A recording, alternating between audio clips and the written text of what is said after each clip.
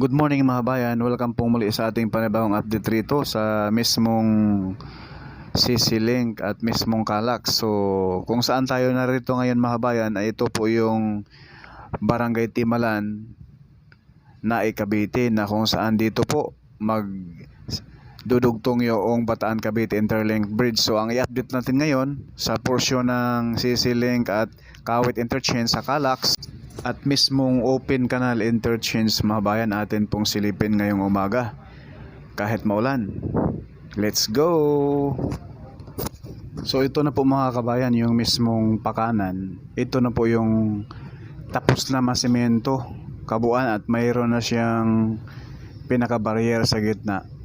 So yung building na malaki dyan, isang mall po yan. Yan sa mismong Ibo City. So ngayon pagliko mo dyan mga kabayan ay yan yung sobrang lapad na kalsada dyan. Yan na po yung Centennial Road na kung saan karugtong na po dito sa Calax. So sa madaling salita po mga kabayan, itong subsection 1 dito po nagtatapos ang Calax, na kung saan nagsisimula po ito sa Mamplasan, Binyan, Laguna. Karugtong na po ito sa South Luzon Expressway at ito ay magtatapos dito po sa probinsya ng Kawit, Cavite. So ito na po yung Centennial Road, yung may mga sasakyan dyan na dumadaan pakaliwa papuntang Tansa, papuntang Naik, kung saan doon tayo galing kaganina. Nag-update na po tayo sa Bataan Cavite Interlink Bridge mga bayan, na kung saan ay sinimula na po ngayon ang pagtrabaho doon sa mismong Barangay Timalan, na kung saan tinatambakan na po ngayon ang 4 na clover leaf doon sa ginagawang project na Bataan Cavite Interlink Bridge. So asahan natin itong Centennial Road papuntang Tansa, papuntang Naik ay dapat paluwagan na po yung kalsada na yan. Kahit maluwag na po yan, dapat paluwagan pa, dahil once na matapos na po yung Bataan Cavite Interlink Bridge ay dadayuhin po yan mga bayan, lalo na po yung Corregidor Island. So ito na po kagandahan, ayan po, tapos na po itong subsection 1, no? Itong Kawit Interchange mga bayan. Sa atin lang po ito, baka hindi ito abuti ng Pasko. Ito ay bubuksan na po ito mga kabayan, itong subsection 2 mula doon sa Governors Drive Interchange papuntang Open Canal. Yan po yung subsection 2, Open Canal to Kawit Interchange. Dito po kung saan tayo narito, ayan na po yung toll gate, mga kabayan. Yan na po yung toll gate dito sa Kawit Interchange mga kabayan. Yan po yung tapos na, no? So sa ating estimate po nito mga bayan, yung subsection 2, subsection 1 ay posible hindi isabay po yan pag-open. Posible hindi po abutin ito ng Pasko ngayong taong 2026 mga kabayan. Napakalaking good news. At start na rin po yung Bataan Cavite Interlink Bridge. Full blast na rin po ang paggawa. So ayan sa ating harapan, masisilayan natin yung mismong Kawit Interchange na talagang tapos na at mayroong barrier na po yan mga kabayan.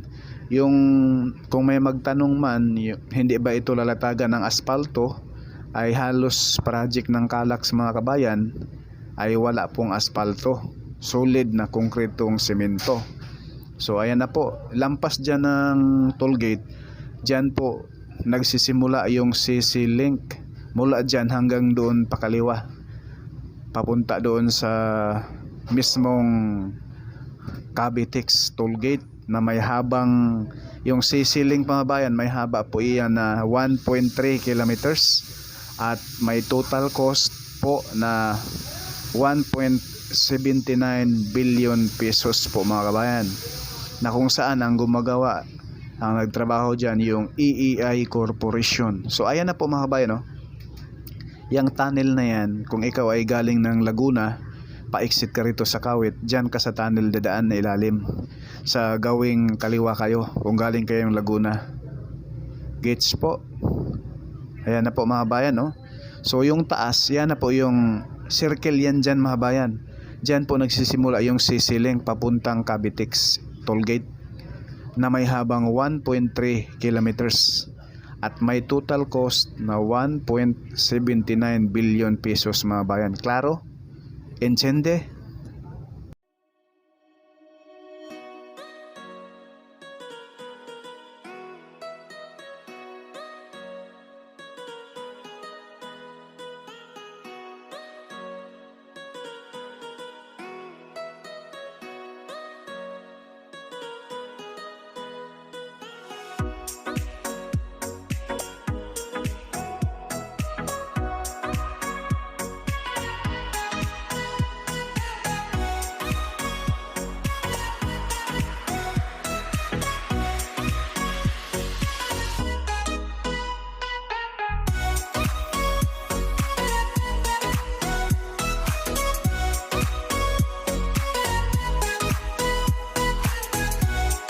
Kung sakaling matraffic doon mga bayan sa pinaka main entrance nito, dito kayo dadaan mga bayan. Yung may mga sasakyan na yan, pakanan, dyan po tayo papasok. Dalawang pasukan bali itong Kawit Interchange ng Calax mga bayan. Ayan na po, oh.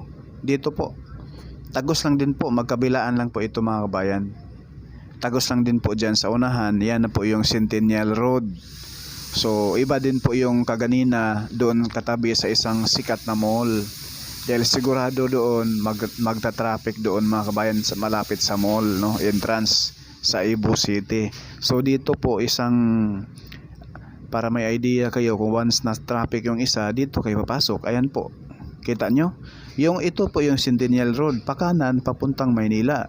Dito, right side pa Maynila po yan, mga kabayan. At yung pakaliwa, pabalik doon sa mismong Tansa at Naik.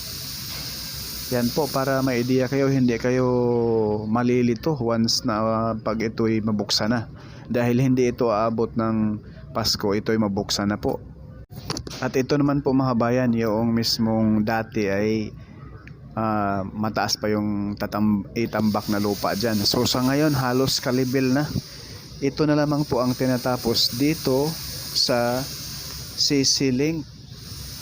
Dati po dyan mga bayan ay ilog po yan. So sa ngayon mayroon na siyang base course nilatag mga bayan. So asahan natin, so sunod nating update rito ay sementado na po itong natitira, itong tinatambakan ng lupa sa ngayon. So sa bandang kaliwa mga kabayan, yan approaching na po yan doon sa mismong Cavitex Tollgate. So ito na po yung kahabaan ng CC Link na may habang 1.3 kilometers mga kabayan. So ay yung dulo, yung asfaltado na ay matagal na pong tapos. So dito po yung tapos na naman semento, kulay puti na yan, ay matagal na rin pong tapos yan. So tinatambakan na lamang po, no? Yung baba na yan, ayan mga kabayan, konting tambak na lang patawid yan sa ilog. Yung mismong lupa dyan. So yan na lamang po ang ginagawa sa ngayon. So asahan natin na next update ito po ay tapos na. So ayan ang dulo, ayan na po, masisilayan na po natin yung tollgate ng Cavitex mga kabayan sa bandang kaliwa. Napakalaking good news. So bago ang lahat, baka naman huwag nyo namang ipagkait ang pag-subscribe dyan, pag-hit sa notification bell, yung all, upang ma-notify kayo pag may mga bagong videos tayong may upload. Sana all. Ay ay ay, yuhu! Ayan po mga bayan, kitang kita natin yung progress dito, na napakalaki yung progress dito sa CC Link na nagdudugtong sa Cavitex at Calax. So ayan na po yung baba natin, yan na po yung kahabaan ng Centennial Road. Malaking good news dahil binabakbakan na po ngayon yung mismong Bataan Cavinti Interlink Bridge. May upload po tayo doon mga bayan, may update po tayo doon sa portion ng Barangay Timalan. Yung may vlog na rin po tayo doon sa may Maribeles Bataan noong 2005 pa po yun. So baka pwede niyo silipin mga bayan, asahan po ninyo, pupuntahan po natin yung portion ng Maribeles Bataan. Soon, nag-iipon pa lang tayo mga bayan ng Pamangpangas papunta roon dahil medyo mahal ang gas ngayon. Sana maaksyonan ng gobyerno na pababain naman yung presyo ng gasolina. Nagbaba nga sila ng 2 piso pero ang pagtaas naman ng presyo ay nasa 10 piso.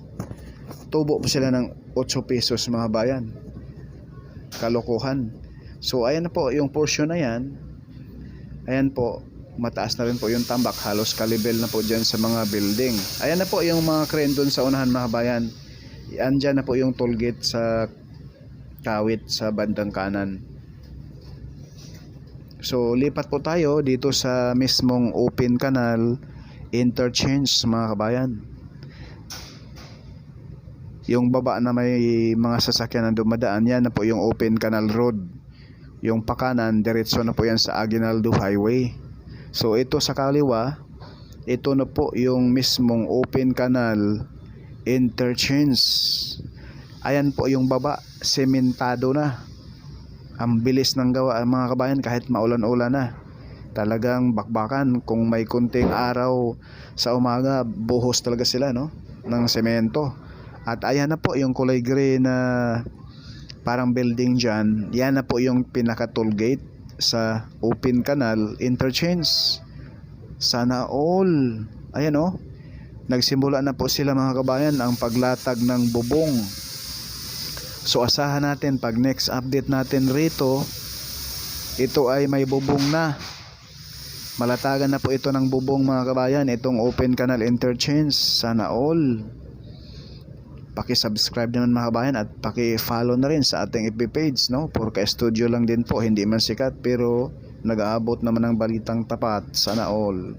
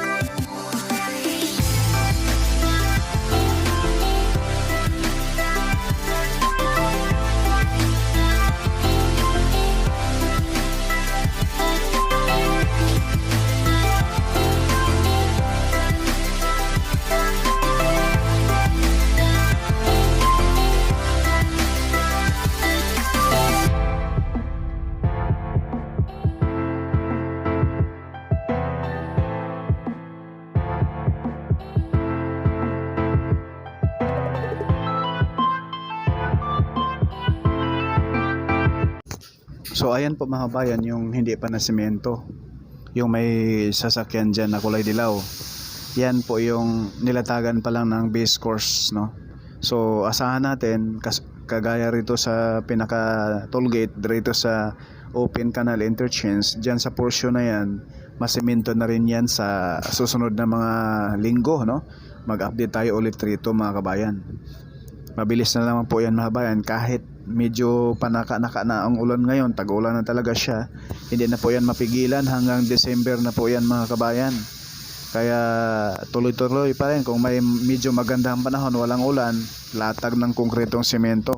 Kagaya rito sa baba natin, dati nag-apply tayo rito ay tinatambakan pa lang ng lupa yan, pero ngayon ay nailatag na po ang concrete cement na idugtong na po rito sa mismong open canal road. Sana all.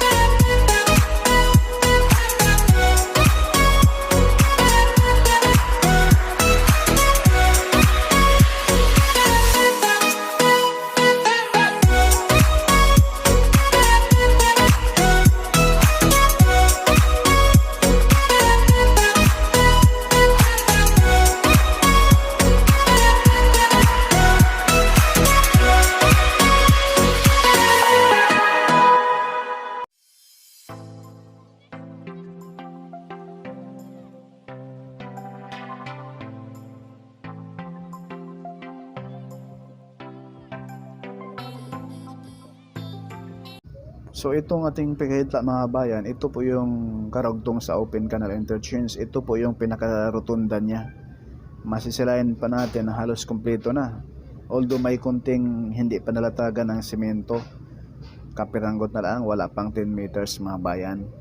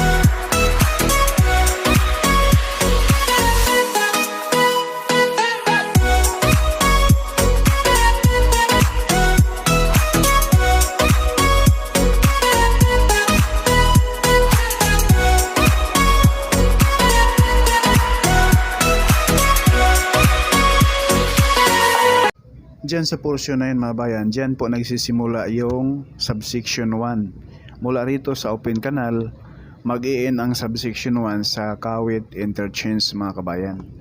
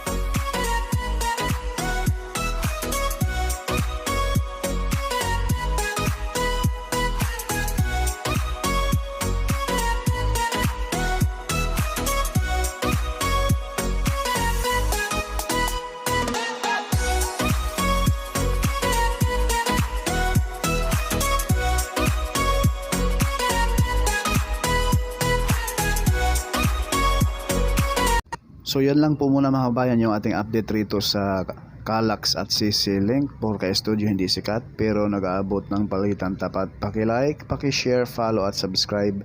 Maraming salamat and God bless po sa lahat. Ingat po.